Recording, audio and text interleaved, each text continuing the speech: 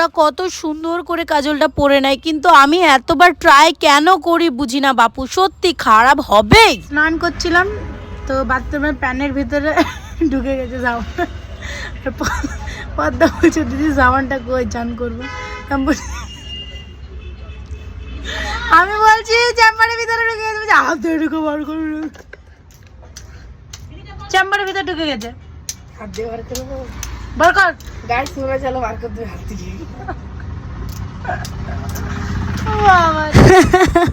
সত্যি এটা হাস্যকর একটা ব্যাপার। ছোট্ট একটা টুকরো সাবান পড়ে গেছে, সেটাও আমি বলছি হাত দিয়ে বার করতে। তাও আমি পদ্মাকে বলিনি, একটা দুটো কাকু ছিল তাদেরকেও বলেছি, কাকু আমার বাথরুমের ভিতরে চেম্বারে সাবান ঢুকে গেছে, তুমি বার করে দেবে। সে কাকুটা বলছে ও সাবান ঢুকে গেছে। কত টাকা দামের সাবান ছিল?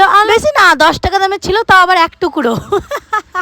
লোকটা আবার কি হাসছে। যাই হোক, তারপরে পদ্মা এই শাড়িটা না অনলাইন থেকে কিনেছিল, কেমন লাগছে শাড়িটা জানিও। আর সরস্বতী পুজোর দিন পরবে।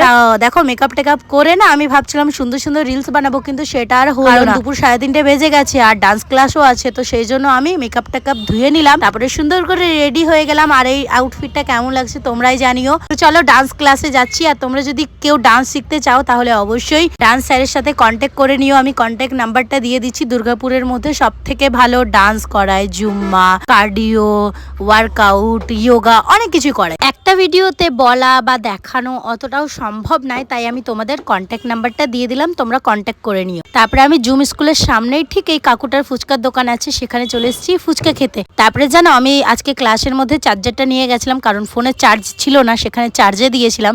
তো স্যারকে আমি ফোন করলাম, স্যারকে বললাম স্যার আমি চার্জারটা ভুলে গেছি। তখন স্যার বলছে তুমি কোথায় আছো? আমি বললাম জুম স্কুলের সামনে আছি। তো স্যার চলে এসেছিল আমার চার্জারটা নিয়ে। আর স্যারকে বললাম স্যার ফুচকা খাবেন? বলছে হ্যাঁ কেন খাবো না। দিয়ে স্যার ফুচকাও খেয়ে নিলেন আমাদের সাথে। ফুচকা নয়, মানে এটা হচ্ছে পাপড়ি। পাপড়ি খেতেই ভালো লাগে, খুব একটা জল ফুচকা আমি খাই না। তোমরা কারা কারা ফুচকা লাভার আছো অবশ্যই কমেন্ট করে জানিও।